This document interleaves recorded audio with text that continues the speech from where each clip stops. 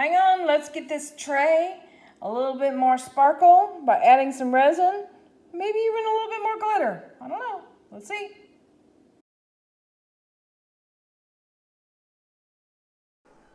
Howdy everyone.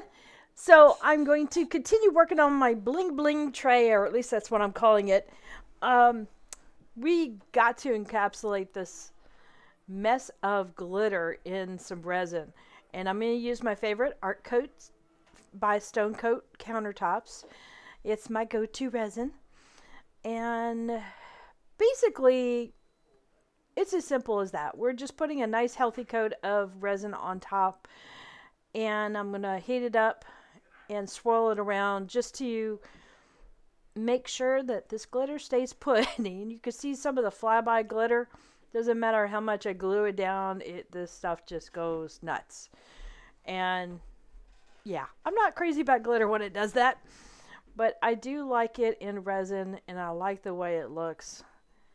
So, and I don't want to give anybody pieces of artwork that flutter around like that in the air. I want it just to be pretty and blingy, but not a nuisance.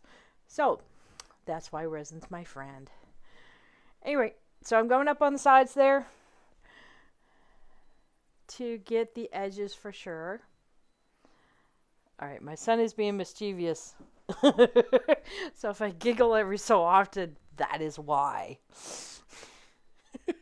They came in from college, and he has a mischievous bone, a really big one.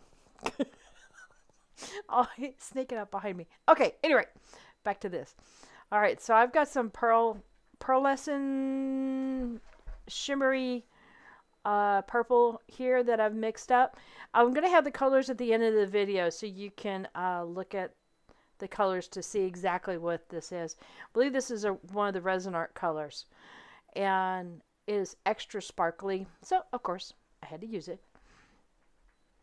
And then I'm going to add a little bit of white, and this white is a combination of Stone Coat's base tint and Lorez white paste.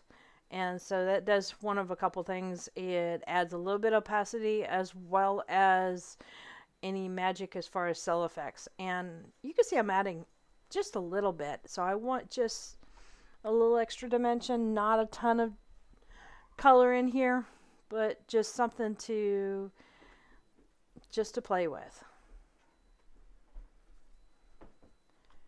And I'm loosening up the lines so they're not as defined.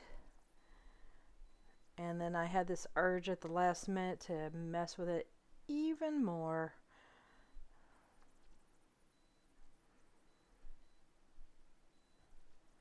And this is one of those silicone brushes that they use for hair dye. And I'm just kind of doing a light swipe on the top of it to move it around.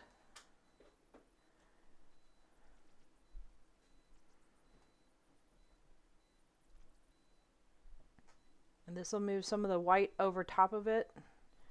And we'll get some cells, but we'll also get some wispiness. Now I'm going to probably have to go in with the heat gun and hit this occasionally every, like, oh, I don't know, maybe an hour or 30 minutes for a couple hours, just to make sure I get all the bubbles that rise up, especially those that get embedded in the glitter. I'm probably still going to get some little bubbles, but I can get the most of them out. Okay, so I'm going to put this to the side and come back and get some close-ups. All right, let's bring you guys in for a little close-up.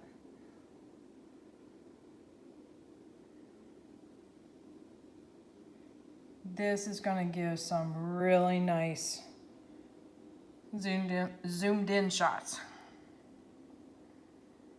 Look at all that sparkle.